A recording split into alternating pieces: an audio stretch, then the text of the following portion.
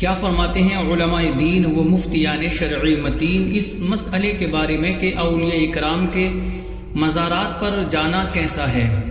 نیز وہاں جانے سے کیا حاصل ہوتا ہے؟ بسم اللہ الرحمن الرحیم۔ الجواب بعون الملک الوہاب، اللہم ہدایت الحق والصواب۔ مزارات اولیاء منبع انوار اور مظہر تجلیات ہوتے ہیں، وہاں خدا کی خاص رحمتیں اترتی ہیں۔ حاضری دینے والے اہل ذوق دل کی راحت اور روح کا چین محسوس کرتے ہیں۔ ان کی بارگاہوں میں بیٹھ کر اللہ تعالی کی بارگاہ میں دست دعا دراز کرنے سے بے شمار دینی و دنیاوی فوائد حاصل ہوتے ہیں۔ ائمہ دین اور اسلاف نیک بندوں کے مزارات پر حاضریاں دیتے اور دین و دنیا کے امور میں خیر و صلاح پاتے تھے، لہٰذا ہر خلاف شرع طریقے سے بچتے ہوئے با ادب انداز میں بزرگان دین کے مزارات پر حاضری دینا، وہاں بیٹھ کر ذکر کرنا، درود پڑھنا، تلاوت قرآن کرنا، خدا کو یاد کرنا، اپنی آخرت کی فکر کرنا اور بزرگان دین کے توسل سے اللہ تعالی کی بارگاہ میں دعا کرنا یقیناً نور قلبی کو جلا بخشنے والا، روحانیت بڑھانے والا، عرفان الہی میں ترقی دینے والا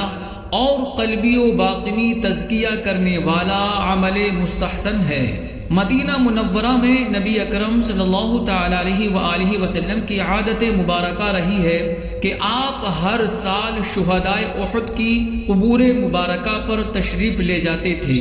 چنانچہ المصنف لعبد الرزاق میں ہے کہ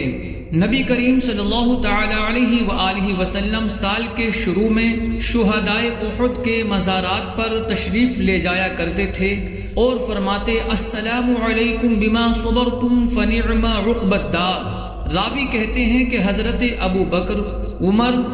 عثمان رضی اللہ تعالی عنہم کی بھی عادت مبارکہ یہی تھی اور وہ بھی ایسا ہی کیا کرتے تھے۔ دوسری روایت میں خود ترغیب دیتے ہوئے نبی اکرم صلی اللہ تعالی علیہ وسلم نے مطلقاً ارشاد فرمایا کہ میں پہلے تمہیں قبروں کی زیارت کرنے اور وہاں جانے سے منع کرتا تھا، لیکن اب تم زیارت قبور کے لیے جایا کرو، کیونکہ یہ حاضری قبور دنیا سے بے رغبتی اور آخرت کی یاد پیدا کرتی ہے۔ بزرگان دین کے مزارات پر جا کر ایصال ثواب کرنا اور ان کے وسیلے سے دعائیں مانگنا اسلاف کا طریقہ رہا ہے، اور وہ اس حاضری سے اپنی دینی و دنیاوی حاجات کے جلد بر آنے کی امید رکھتے تھے۔ چنانچہ شیخ الاسلام علامہ احمد بن محمد حیتمی مکی شافعی رحمۃ اللہ تعالی علیہ، جن کا وصال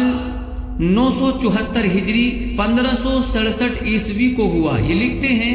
کہ ہمیشہ سے علماء اور حاجت مند لوگ امام اعظم رحمۃ اللہ تعالی علیہ کے مزار کی زیارت کرتے اور اپنی حاجتیں پورا کرنے کے لیے آپ کا وسیلہ پیش کرتے رہے ہیں اور اسے اپنے لیے باعث شرف سمجھتے ہیں۔ انہی علماء میں سے امام شافعی رحمۃ اللہ تعالی علیہ بھی ہیں، جن کے متعلق یہ بات مروی ہے کہ آپ رحمۃ اللہ تعالی علیہ فرماتے ہیں جب میں بغداد میں قیام پذیر تھا تو امام اعظم رحمۃ اللہ تعالی علیہ سے برکات کا حصول کرتا تھا۔ جب مجھے کوئی حاجت و ضرورت درپیش ہوتی تو میں امام اعظم رحمۃ اللہ تعالی علیہ کے مزار پر آتا اور 2 رکعتیں پڑھتا، پھر ان کی قبر مبارک پر حاضری دیتا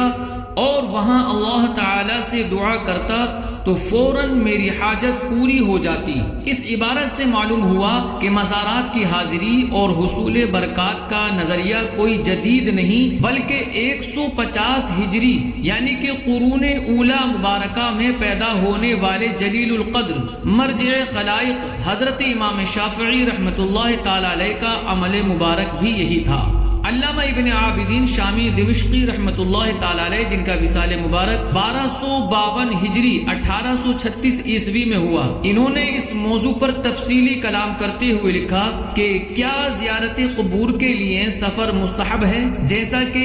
خلیل الرحمن، ان کے اہل و عیال، سید بدوی اور دیگر اکابر اولیاء کرام رحمۃ اللہ تعالی علیہ کے مزارات پر حاضری کا رواج ہے۔ تو میں نے اپنے ائمہ میں سے کسی کی تصریح نہیں دیکھی، البتہ بعض شافعی ائمہ نے زیارت در مصطفیٰ صلی اللہ تعالی علیہ وآلہ وسلم کے علاوہ دیگر قبور پر حاضری سے منع کیا ہے، اور اس کی بنیاد مساجد ثلاثہ کے علاوہ دیگر مساجد کی طرف سفر سے ممانعت والی روایت کو بنایا ہے۔ لیکن امام غزالی رحمۃ اللہ تعالی علیہ نے دونوں کے درمیان واضح فرق بیان کرتے ہوئے شوافع کی اس دلیل کا رد کیا ہے۔ بہرحال اولیاء کرام قرب خداوندی کے مختلف درجات پر فائز ہوتے ہیں، نیز اپنی درگاہوں پر حاضر ہونے والے زائرین کو حسب معرفت الہی اور کشف اسرار خداوندی نفع بھی پہنچاتے ہیں۔ امام ابن حجر رحمۃ اللہ تعالی علیہ نے اپنے فتاوی